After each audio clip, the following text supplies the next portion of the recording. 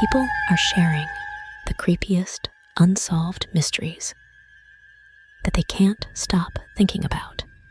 So I decided to look into the details of each one. Brandon Swanson's case always boggled my mind. The fact that he alerted his parents that he was lost and needed help.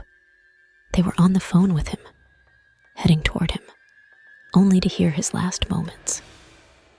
To know they were so close is so terrifying. Recently, Reddit user uRandomweeb asked the people of r/ask Reddit to share the creepiest unsolved mystery that keeps them up at night. After reading through some of these, I will definitely not be sleeping soundly for the next couple of days. Here are the most bone-chilling cases. Warning: disturbing and graphic content ahead. 1. Bryce Laspisa. A young man disappears on his way home to visit his family. Who amongst us hasn't experienced the worry and anxiety-filled moments of waiting for a loved one who hasn't returned home when you expected them? As the seconds slip to minutes, and then to hours, we imagine any number of unfortunate and unpleasant events that could have befallen them. The panic increases exponentially if you try to reach them and get no answer. What could have happened? Where could they be? But then, you hear the key slide in the lock, or they text or call to tell you they are all right.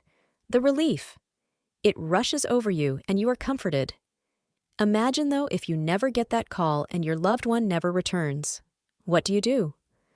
Bryce Laspisa is described by friends and loved ones as a charming, charismatic, kind, and artistically talented 19-year-old. His cheerful and friendly demeanor immediately put people at comfort. It's easy to see from photos that he was the type of kid who stood out from the crowd with his red hair and striking green eyes. He was a talented artist, majoring in graphic and industrial design at Sierra College in Rocklin. Though he was just at the beginning of his career journey, he was already building an impressive portfolio of work. Bryce grew up in a tight-knit family. He and his family were new to California, having spent Bryce's childhood in Illinois. He and his parents made a cross-country move to California after he graduated from college. He seemed to be thriving in this new phase of his life. His freshman year at college appeared to go well. He made a number of friends and had also started dating another student, Kim Sly. When the school year ended, he went back to his parents' home in Laguna Niguel to spend the summer with them. The beginning of his sophomore year, however, brought about a change in Bryce's behavior. Those around Bryce at school noticed that his alcohol intake had increased dramatically in the 2 weeks before classes started. His odd demeanor didn't seem to be entirely attributable to alcohol, and when he received pushback from friends, admitted that he had been taking the study drug Vivance.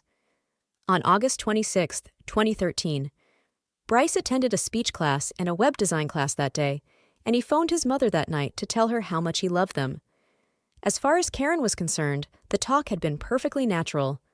Bryce was active and delighted about the new semester, and it didn't show like there was anything she required to be worried about. His behavior with those at school was very different. His relationship with his girlfriend, Kim, declined to the point where he broke up with her. Late that night, he phoned his mother from Kim's house to let her know that he was planning on coming home.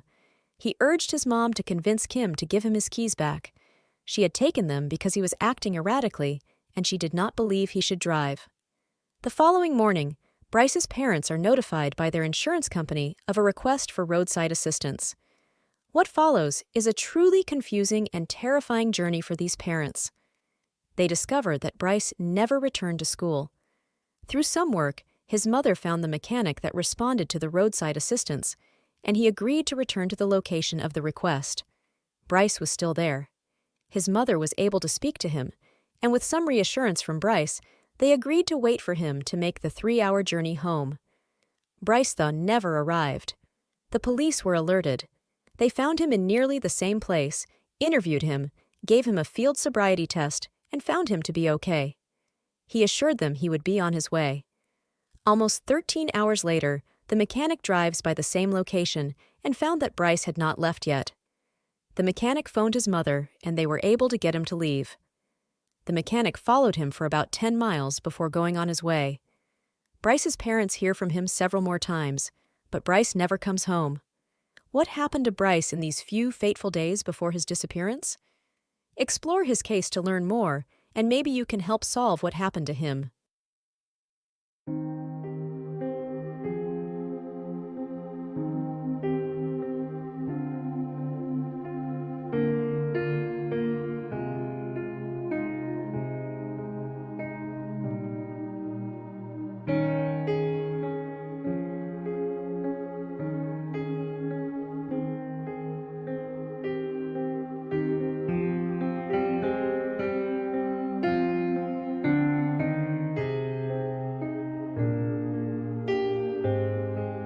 Two, Leanne Redden. What happened to Leanne Marie Redden?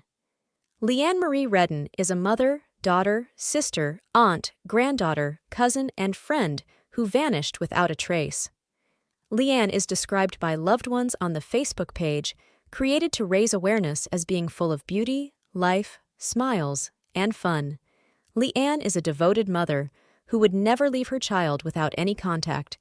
She loved her daughter, and she was a great mother. Denise Bettinger, Leanne's cousin. Leanne vanished without a trace on April 15, 2003. On April 15, 2003, Leanne was last seen leaving her mother's home in Lynn, Massachusetts, with a friend. When authorities interviewed this friend, who has since died, he expressed that he did not know where Leanne was. The day after her disappearance, a witness claimed to see Leanne with an African-American male on Silsby Street and Broad Street in Lynn, Massachusetts. Authorities have not been able to confirm this sighting, where the case stands today. Today, it has been more than 9 years since Leanne was last seen in Lynn, Massachusetts. Her case remains unsolved, and she remains missing, despite investigative efforts that have previously been made by authorities. Leanne has had to miss so many important life and family events since her disappearance. At the time of her disappearance, Leanne was described as a 37-year-old biracial Caucasian Hispanic woman with black hair and hazel eyes. She was between 5'1" - 5'3" tall and weighed between 100 to 110 pounds. She often dyes her hair and may have burgundy highlights. She has her ears and navel pierced, and she has the following tattoos: a cross on her left middle finger, an Asian character on the back of her neck, a tribal sun design on her lower back, and the words, "Forgive me, Father," in script above a large ornate cross on the center of her back. Leanne's nickname is Lee, and she may wear square black framed eyeglasses. Her nickname is Lee, and she may wear square black framed eyeglasses. Leanne was last seen wearing a gold necklace with the name Jackie on it and a silver engagement ring with one large stone that is surrounded by smaller stones. She is known to usually carry a purse with her makeup inside. If you have any information regarding Leanne's disappearance or her whereabouts, please contact the Lynn Police Department at 781-595-2000.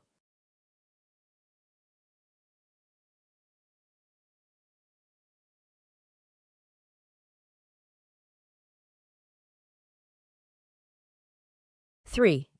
Delima sits poor. A young girl was last seen walking on a back road in near-freezing temperatures. Delima vanishes while walking with a friend in near-freezing temperatures. On February 20th, 1974, Delima and her friend, another 12-year-old girl, leave Delima's home in Oglala, South Dakota, to walk to Manderson, South Dakota. This walk would have taken around 7 hours if they took one of the routes given by today's maps. According to authorities, both girls began walking in the sub-zero temperature down a back road near the Red Cloud Indian School on the Pine Ridge Indian Reservation. While walking, Delima's friend reportedly turned around to walk back to Oglala because she was showing signs of frostbite on her hands and feet. Delima, however, continued walking down the road towards Manderson. This was the last time Delima was seen alive, where the case stands today. Since February of 1974, no one has reportedly seen or heard from Delima.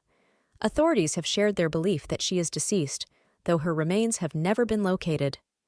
At the time of her disappearance, Delima was described as a 12-year-old indigenous girl with brown hair and brown eyes. Delima weighed approximately 135 pounds and stood 5'5" tall. Delima's nickname is Babe. Other agencies report her name is spelled Delma. Today, Delima would be 60 years old. She was last seen wearing a white, down-filled jacket with 2 brown stripes on each sleeve, brown bell-bottom pants, and sneakers. If you have any information regarding Delima's disappearance or her whereabouts, please contact the Oglala Sioux Tribe Department of Public Safety at 605-867-5141.